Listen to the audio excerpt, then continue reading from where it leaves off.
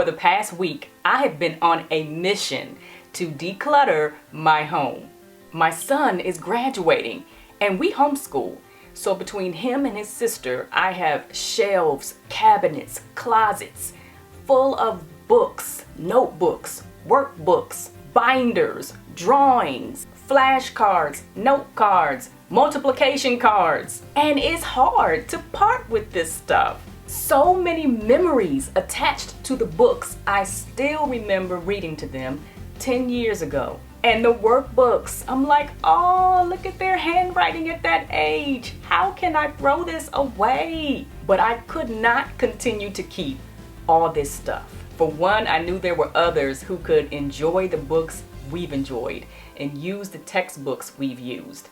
And they were just taking up too much space. Space for things I needed in this season. So I started putting things into piles. A huge pile was for things that I would give away, a pile that would be recycled, and things that needed to be trashed, and a special keepsakes pile. And I found out that once I started mentally parting with stuff, it was still in the room, but just the decision to get rid of it was freeing, and it was contagious. I started looking around the rest of the house, saying, what can I get rid of?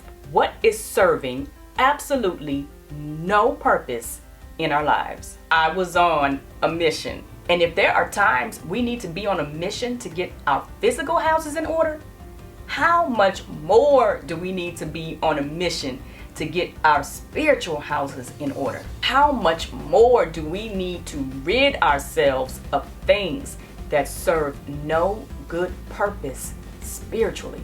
There are things we hold on to that slow us down in this race.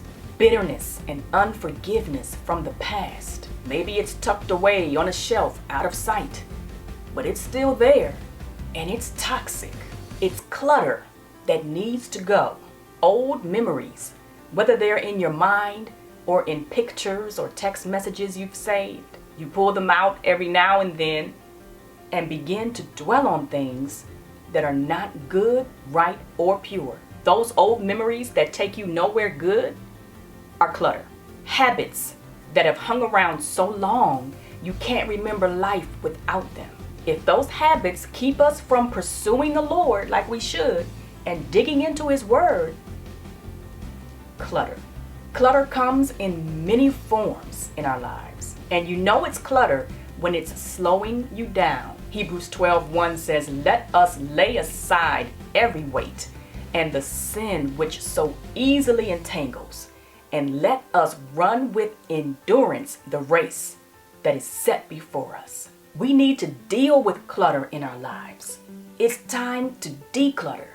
Nothing is beyond the Lord's reach. Whatever the root of bitterness or unforgiveness is, the Lord can heal and deliver you from it.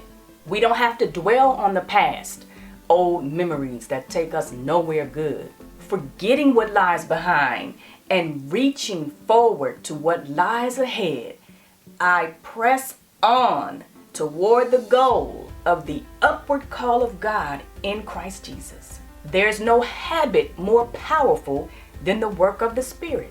By God's grace, we can set our minds to being rid of old habits and replacing them with good habits. Ask the Lord to show you what needs to go. He knows better than we do what we're holding on to. He knows what's toxic in our lives, what's weighing us down, what's keeping us from growing. And then ask Him for the grace and strength to let it go. Let's get rid of the clutter. We're talking freedom. Let's walk in freedom in Christ.